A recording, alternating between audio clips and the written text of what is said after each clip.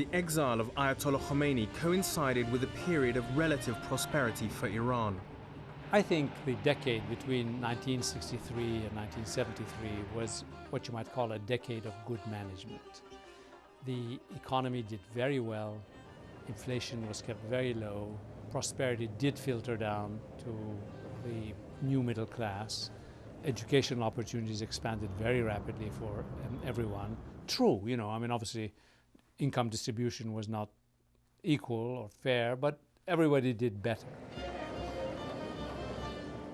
The Shah attempted to capitalize on this economic success by cementing his position as the nation's undisputed leader.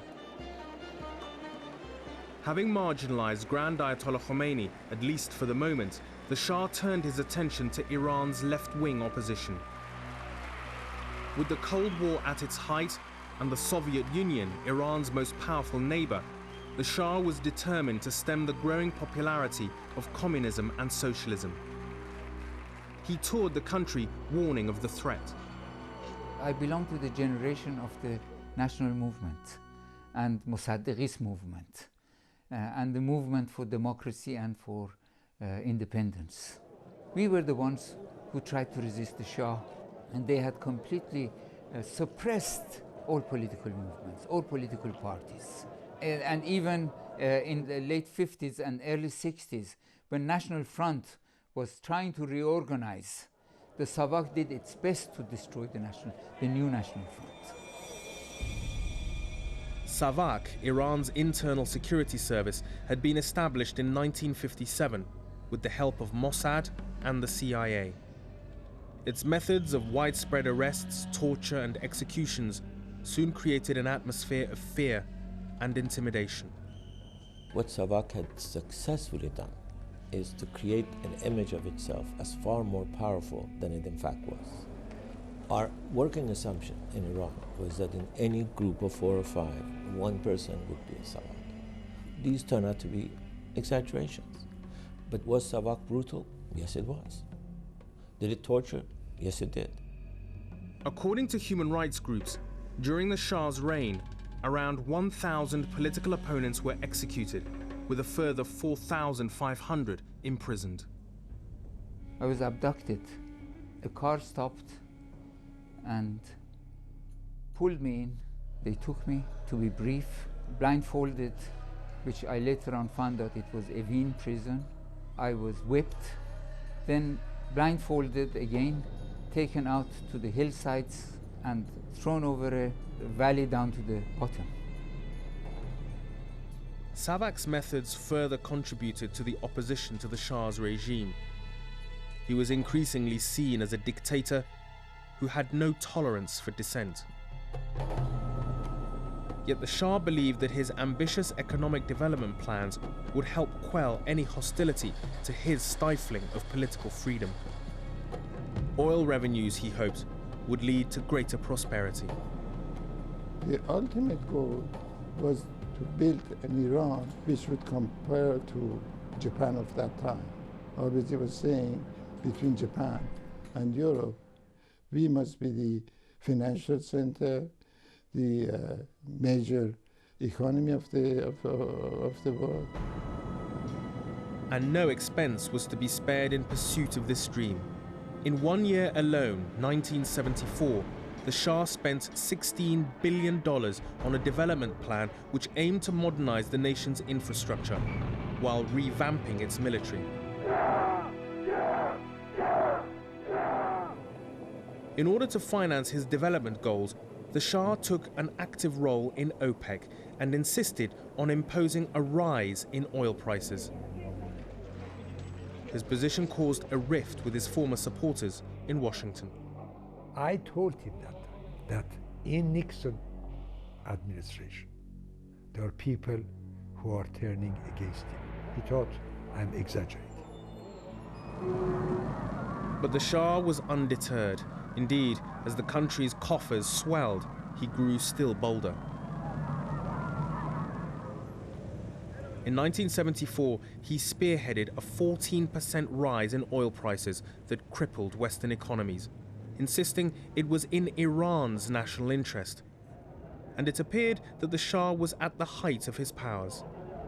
He was now, in 1974, the emperor of oil, the man who'd made it. He was on the scene. Iran was a great power again, and therefore, of course, the nature of the relationship is going to change. People were not going to treat you with the sort of kid gloves, perhaps, that maybe you were used to beforehand. You were no longer emerging, you had emerged, and therefore, if you'd emerged, it was sort of big boys' games, so big boys' rules and big boys' games, and I think the Shah never quite adjusted to this fact.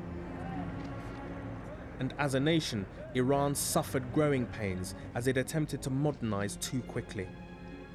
The explosion in oil prices in 1973-74, oddly enough, made Iran wealthier overnight, but the Shah's attempt to inject all that money into the economy at once had an enormously disruptive impact on the economy.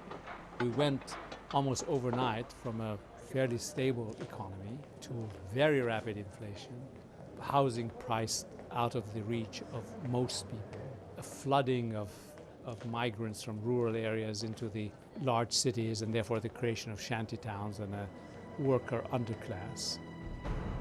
The broken promise of prosperity led to increasing resentment against the Shah. People from all walks of life were angered by the new economic hardship and by the corruption seen as endemic in the Shah's inner circle. Our struggle was mainly aimed at the Shah himself. It wasn't about America or Britain, who were both interfering in our internal affairs. It was all about the Shah, and especially about the Pahlavi family, because the royal court had a great role in plundering our interests, and they also had a role in our lack of freedoms. But by now, the Shah would brook no criticism. In 1975, Iran became a single-party state, with the Shah confirmed as its all-powerful leader.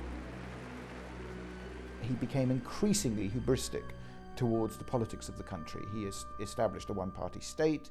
In 1975, he changed the calendar.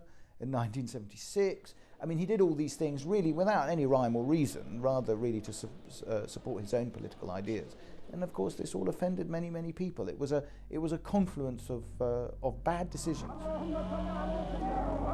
Yet the Shah remained convinced he had the support of religious clerics who he believed were united against communist elements. It was to prove a fatal miscalculation. The mistake the US made in Afghanistan in the 80s, thinking that the bin Ladens of the world are potential allies against Soviet Union, the Shah made in the 60s and 70s. He strengthened the clergy, thinking that they would fight the communists.